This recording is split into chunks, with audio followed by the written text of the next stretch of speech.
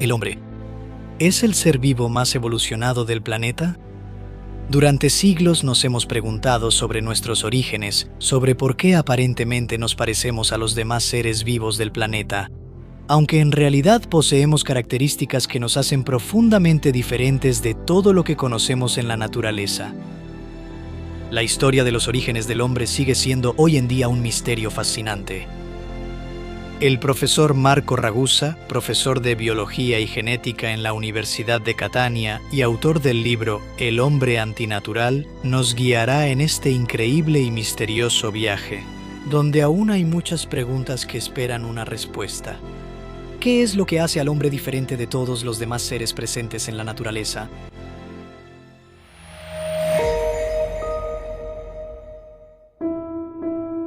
La nuestra es una historia fascinante y también está muy bien escrita. Sin embargo, si dentro de esta historia vamos a mirar página por página lo que está escrito y vamos a consultar las fuentes originales, nos damos cuenta de que, aunque sigue siendo fascinante, esta historia se vuelve aún más intrigante, porque existen, por así decirlo, muchos puntos que no están claros, solo que la divulgación ha suavizado completamente esos puntos poco claros. Pero si un investigador o un científico, siendo honesto consigo mismo, los examina de manera objetiva, se da cuenta de que la historia que surge es algo mucho más fragmentado, mucho más sucio, si queremos. Hay muchos puntos que no cuadran.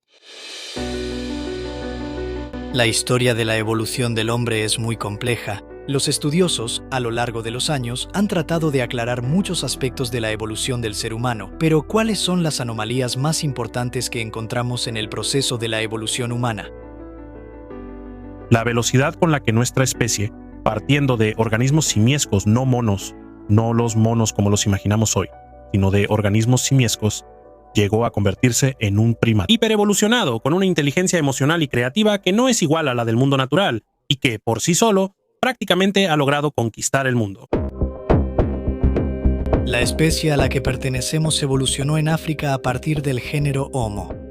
Simplificando, podemos afirmar que hace entre 7 y 5 millones de años en África aparecieron los primeros homínidos. Hace entre 4 y 2 millones de años los homínidos adoptaron una postura erguida que los hizo bípedos. Hace 1,5 millones de años aparece el Homo erectus, el primer homínido que, por sus características, se aleja de sus antecesores de aspecto simiesco. Definitivamente es bípedo, tiene un cerebro de mayor tamaño y es capaz de utilizar objetos como herramientas. Además, es el primer homínido en cruzar las fronteras de África y migrar por todo el mundo. Finalmente, hace entre 200 y 150.000 años también en África, aparece el Homo sapiens, del cual desciende el hombre moderno. Pero el tiempo transcurrido entre la aparición de los primeros homínidos y la llegada del Homo sapiens se ha comparado con el de las demás especies y es coherente con los tiempos de evolución. Las cebras, los caballos y el burro, todos comparten un antepasado común que vivió hace 4,5 millones de años. Prácticamente hace 4,5 millones de años representaría un poco el amanecer de nuestra especie, y sin embargo, si lo pensamos, son muy similares entre sí. Son tan similares que incluso pueden cruzarse entre ellos, generando una descendencia estéril. Eso es cierto. Por ejemplo, nosotros no podemos hacerlo con los monos, aunque alguien lo haya intentado.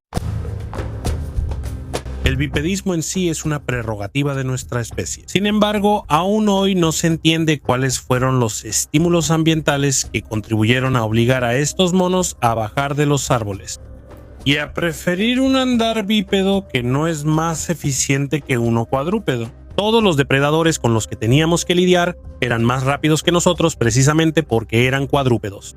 La naturaleza a menudo utiliza los mismos modelos. Los modelos que tienen más éxito los reutiliza. Por ejemplo, ser cuadrúpedo es algo que encontramos en el mundo animal muy frecuentemente.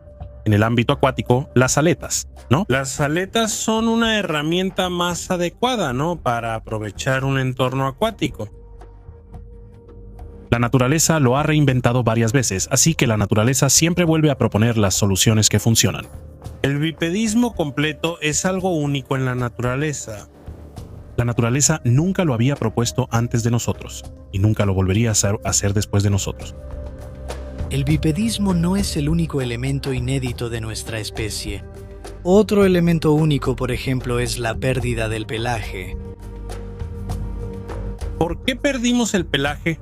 Aquí claramente hay todo un abanico de diferentes hipótesis que, en mi opinión, no tienen mucho fundamento. Porque el calor es excesivo, pero olvidamos que el pelaje en los animales es un aislante térmico tanto para el calor como para el frío.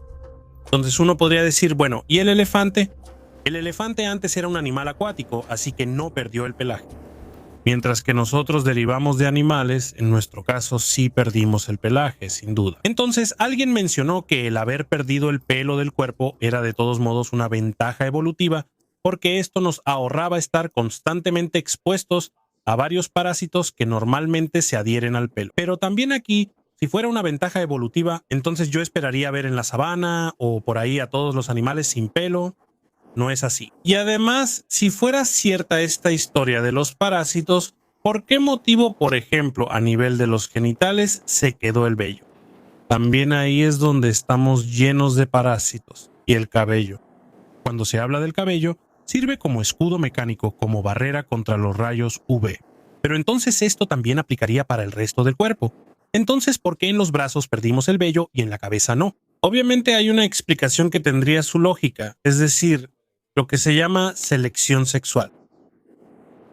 Cada vez que en el ser humano no se logra explicar una característica, se recurre a esta idea.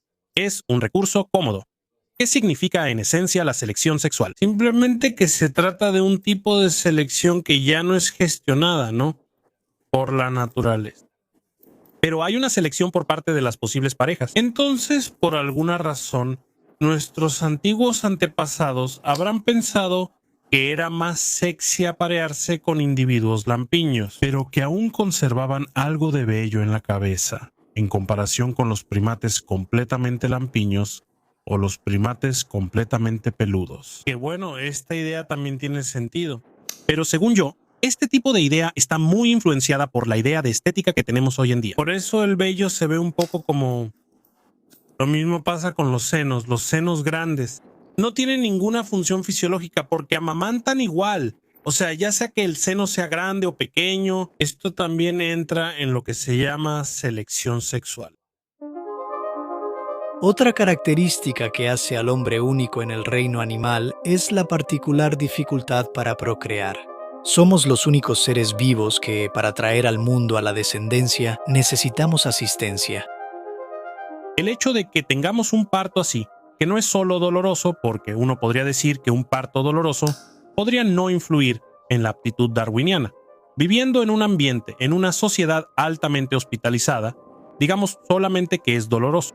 En realidad, en los países emergentes, estas dificultades obstétricas todavía son causa de millones de muertes. ¿Por qué sucede esto? Esto se debe a una, por así decirlo, infernal combinación entre el bipedismo y la cabeza grande. O sea, las dos características que quizás más que otras, por así decirlo, caracterizan a nuestra especie, es la razón por la que los recién nacidos de nuestra especie podrían no nacer y sus madres podrían morir. ¿Y esto por qué? Siendo nosotros dotados de una cabeza particularmente voluminosa y siendo bípedos, habiendo sufrido transformaciones en nuestra pelvis, ¿qué sucede? Que después de 9 meses la cabeza se vuelve más grande que el canal de parto. Muy grande. Grande del canal del parto.